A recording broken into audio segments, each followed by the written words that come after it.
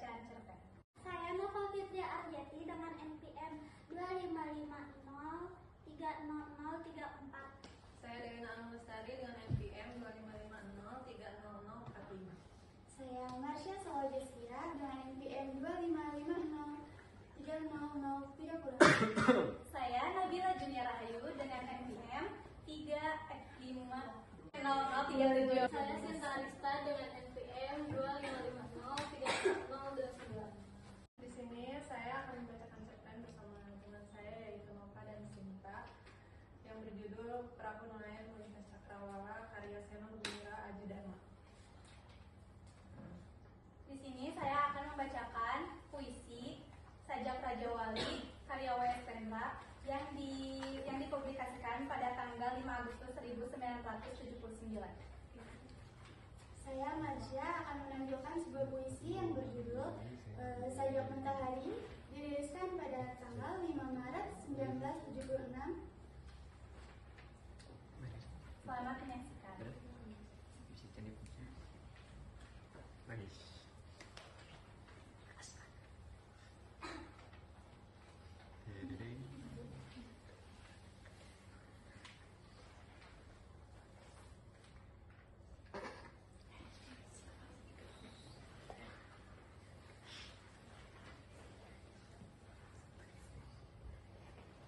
Sajak Matahari karya W.S. Pendra.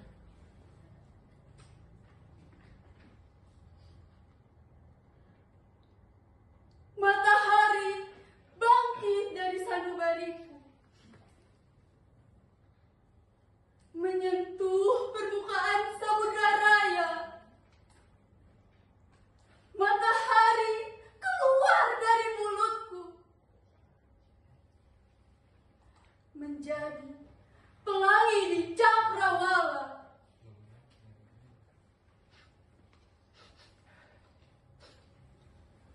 Wajahmu keluar dari jidatku, wahai kamu, wanita miskin. Kakimu terbenam di dalam lumpur. Kamu harapkan beras seperempat gentong, dan di tengah sawah Tuhan menanammu.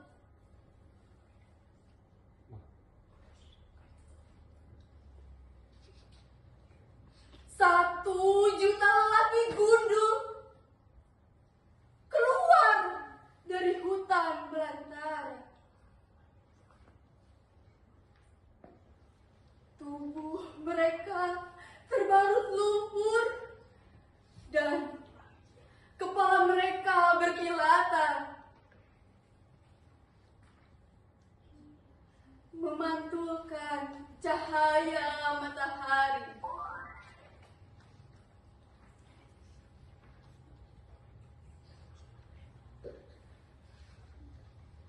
Mata mereka menjadi bara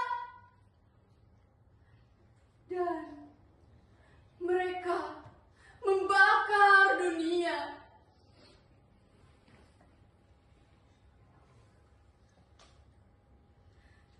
Matahari adalah cakra jingga yang dilepas tangan Sang Krishna. Ia menjadi rahmat dan kutukanmu, ya umat manusia.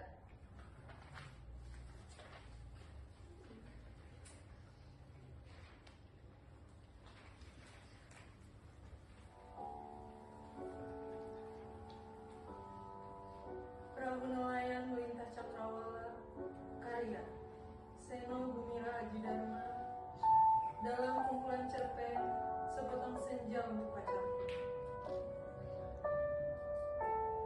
Apakah aku memandang sebuah kartu pos? Perahu nelayan yang merupakan simbol hitam pada cakrawala itu bagaikan tiada bergerak. Perahu nelayan dengan layar dan cadiknya tampak begitu jelas. Begitu pula sang nelayan pencari ikan dengan capingnya yang sedang duduk di dalam perahu. Bagaikan tiada bergerak. Apakah perahu itu berhenti? Perahu nelayan tidak selalu bergerak. Malah, ia harus berhenti untuk menebar jala dan mengangkatnya kembali. Namun, perahu itu bergerak.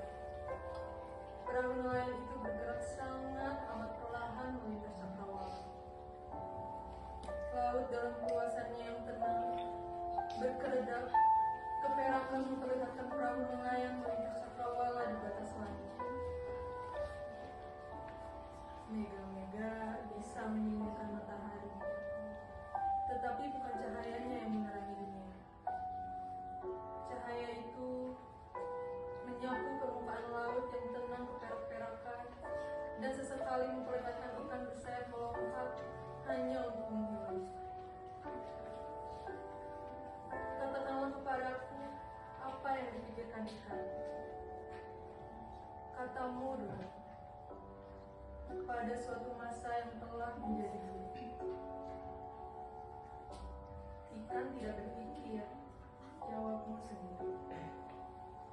Otaknya terlalu kecil untuk berpikir. Jangan berpikir, kataku dulu. Juga jangan berpikir tentang pikiran ikan-ikan. Pikiran kita sendirilah yang menghancurkan dunia nyata. Tetap saja cakrawala itu. Saksikan saja perahu nelayan melintas cakrawala di atas lautan yang berkilat keperak-perakan sebelum senja tiba, langit menghitam dan segalanya ditelanjangi. Saksikan saja perahu nelayan melintas cakrawala dalam petikan kecapi dan rayuan orkes musik gesek dari balik mega. Begitu jelas sosok kehitaman perahu nelayan itu, layar, cadik, dan manusia bercabut dalam sisa hari dengan matahari di balik mega yang cahayanya merayap menyapu permukaan laut sehingga berkilat-kilat, berkeretap, dan berkeredapan. Nelayan itu hanya sendirian saja di atas perahunya, bagaikan sendirian di tengah dunia. Ini seperti gambar sebuah kartu pos yang memberi perasaan terasing seorang musafir di tengah perjalanan. Dari gambar perahu nelayan melintas cakrawala pada sebuah kartu pos seperti itu, apakah yang akan ditulis seseorang di baliknya? Rasakan angin yang Kartu pos bukanlah suatu lembaran kertas yang luas. Apakah seseorang harus menulis puisi pendek yang mampu menggambarkan kembali keseluruhan sebuah dunia? Namun, tidak semua orang di dunia ini dilahirkan sebagai penyair. Kebanyakan manusia bahkan terlahirkan tanpa kejelasan apa-apa.